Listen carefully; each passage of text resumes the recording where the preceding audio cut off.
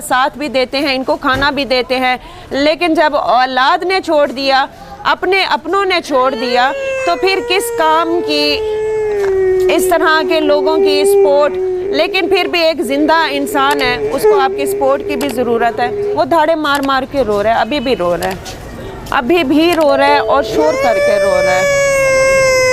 पता नहीं रात के किस पहर कब कब वो रोता होगा, अपनी औलाद को पुकारता होगा। बीवी फौत हो गई है, बच्चे 2 बेटे अल्लाह ने दिए, लेकिन वो भी किसी काम के नहीं। पूरा में इस वक्त मौजूद है। यहाँ पर एक वाक़या हमें पता चला कि एक शख्स जिसको उनकी औलाद ने, उनके बेटे ने घर से बाहर निकाल दिया, उस शख्स का अपना घर था। माली हालात की वजह से उन्होंने घर सेल आउट किया। उसके बाद उन बच्चों के ऊपर, उनकी तालीम पर, उनकी परवरिश पर उन्होंने जो पैसा लगाया, एंड ये हुआ कि वही औलाद उन्होंने घर से बाहर निकाल दिया। अब वो इस वक्त एक कैरी डब्बा में रहने पर मजबूर है। उनसे पूछते हैं उन्हीं की कहानी, उन्हीं की ज़ुबानी। आपसे रिक्वेस्ट है कि जो लोग ये मेरा प्रोग्राम देख रहे हैं, इन तक पहुँचिए, इनकी आवाज़ बने, इनकी हेल्प कीजिए, या फिर जो यूट्यूबर्स या जो लोग इनकी स्टोरी करना चाहते हैं वो मोस्ट वेलकम आए, इनकी स्टोरी करें। तो इस वक्त मैं इनके साथ बात करती हूँ, बात करने की कोशिश करती हूँ कि यहाँ ये क्यों रह रहे हैं, क्या मामलात हैं, क्या वजूहात हैं। पूछते हैं। अस्सलाम वालेकुम, क्या नाम है? अजमल। अजमल नाम है। अजमल, कितने दिनों से आप यहाँ पर मौजूद हैं? 1 महीना हो गया है। तबीयत ठीक नहीं है आपकी? शुगर है आपको? सर्दी में आप यहाँ रह रहे हैं? बच्चे कहाँ गए? निकाल दिया घर से? क्यों निकाला? बोझ बन गए थे उनके लिए? चला फिरा नहीं जाता आपसे? वॉशरूम भी खुद नहीं जा सकते? खाना पीना कैसे करते हैं?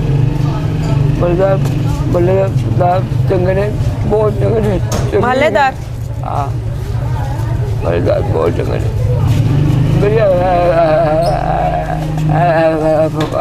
इनकी समझ भी में भी आपको ना आए, इसलिए इनकी बात का, इनका पैगाम आप तक पहुंचाने के लिए हम अहले मोहल्ला से बात करेंगे।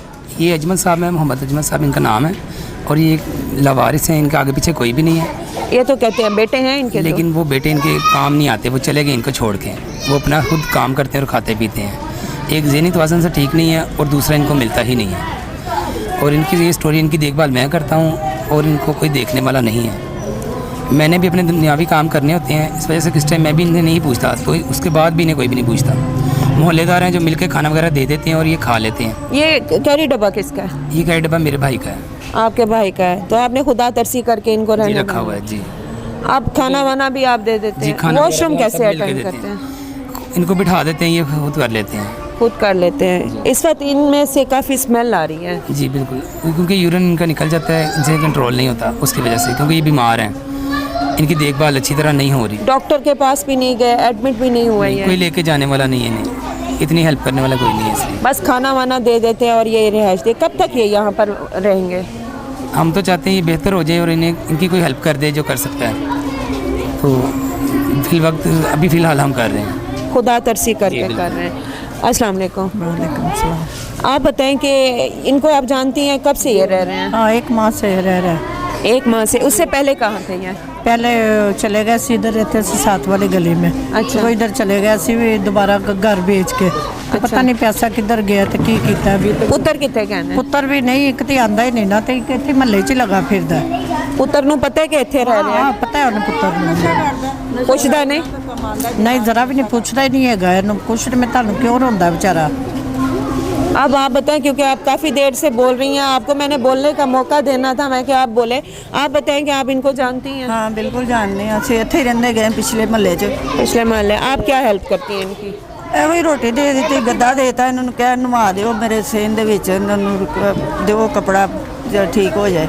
कपड़े वगैरह भी देते हैं, गर्म कपड़े, रज़ाई, बिस्तर? हाँ, तो महीना हो गया आए हुए, इसको पड़ा हुआ है। तो बेटा खुद नशा करता, वो अपने नशे जगह कर लेता तो खा लेता। छोटा जो वो भी थोड़ा बहुत काम करता है, तो वो पकड़ा गया। अब एक बच्चा पकड़ा हुआ है, पुलिस ने अरेस्ट किया हुआ है चोरी के इल्ज़ाम में। दूसरा बच्चा नशा करता है और नशे की लत ने उसको इस तरह कर दिया कि उसको बाप और बेटे की तमीज़ भुला दी और उसने अपने बाप को घर से निकाल दिया।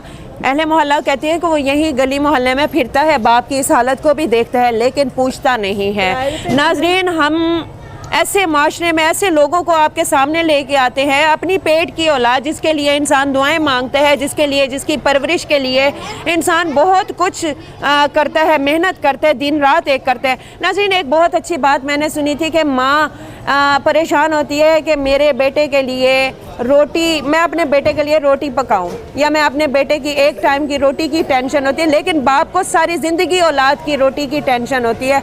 उसने अपनी सारी ज़िंदगी मेहनत में लगाई लेकिन एंड अंजाम क्या हुआ, एक पिकअप में, एक कैरी डब्बा में रहने पर मजबूर है। औलाद अपने बाप का दुख नहीं समझती, उसकी बीमारी नहीं समझती। आपसे गुजारिश है, अगर जितना भी हो सके इनकी हेल्प कीजिए। नंबर्स हम दे देंगे, अगर आपको इनके नंबर्स की ज़रूरत है डिस्क्रिप्शन में भी मैं नंबर दे दूँगी, आप इन तक पहुंचिए, इनका प्रोग्राम कीजिए, इनकी आवाज़ बनिए, आप ख़ुद इनकी हालत देखिए। और आप सबसे गुजारिश है कि जब भी इस तरह के नीडी लोगों की, यानी कि जो लोग ज़रूरतमंद होते हैं, उनकी हम स्टोरीज़ करते हैं, तो अगर वो फेक है या दुरुस्त है, आप ख़ुद पहुँचें, उन तक पहुँचें, उनकी हालत देखें और उनकी आवाज़ बने।